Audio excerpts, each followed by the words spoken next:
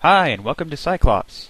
Today we're going to discuss some of the things that have happened in the wake of the Dark Knight Rises shooting, why some of those things have happened, and what you can do to mediate damage to your favorite subculture, whether it be video games, comics, movies, or even guns themselves.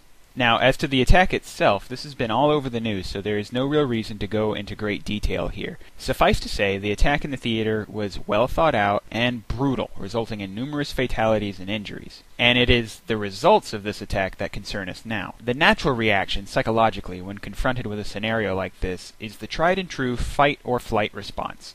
Now, this is true both for the people actually in the event and those that have borne witness to it, i.e. the public, like you and me. Now, the reason we can expect this kind of reaction from people that weren't even there all comes down to empathy. Obviously, this ability allows us to feel what others are or have felt, resulting in our desire to address this particular scenario from afar. The problem here is that our distance from the problem does not necessarily allow us to look at the scenario through a more objective lens.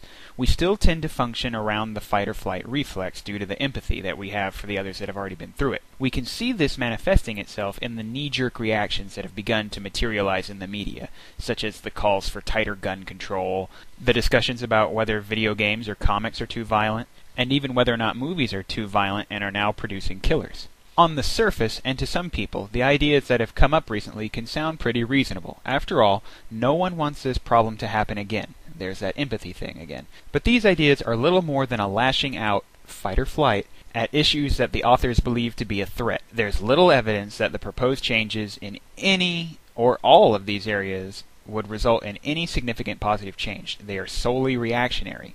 However, that is not the important thing here. What matters is how you, as one who enjoys these mediums, handles a situation in which you have to speak with someone on this topic who does not understand your medium. Let's take a look at some examples of things that you shouldn't do. What is taking so long? I should go off like in Colorado. Does anybody have a gun? Now this one seems fairly obvious, but it actually happened already in California. I really shouldn't have to explain this one, but aside from being grossly insensitive about what happened as well as to the general feelings of the people around you, this only draws negative attention to the situation and to yourself personally. Here's another example of what you shouldn't do. He wasn't like the Joker at all.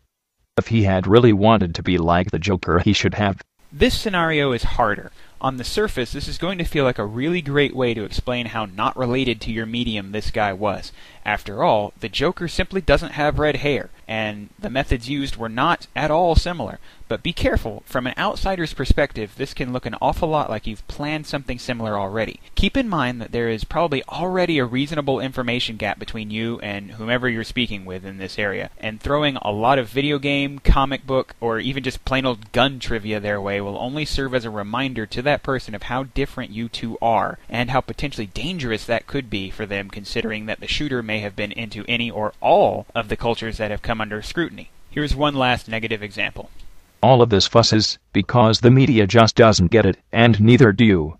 If you or your culture is put on the spot, try not to lash out at an unsympathetic media. Granted, the media is generally uninformed regarding the full scope of a given situation, and this is no different. Bearing that in mind, simply saying that the media, or whoever, just doesn't get it, puts you in a defensive position. You don't want that. Being in that position tends to suggest that you have something to be defensive about, which is just untrue. And to make matters worse, you now have to speak for your entire culture. A single person representing an entire group is almost never a good idea, just as the shooter does not represent you directly or your interests.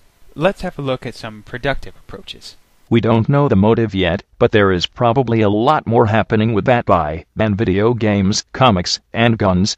While we don't yet know the motive of the shooter, we do know some things about his life in the months before the incident. As such, we know that he was under a lot of stress and in the process of leaving grad school. I should really point out that the stress that comes with grad school should not be discounted out of hand.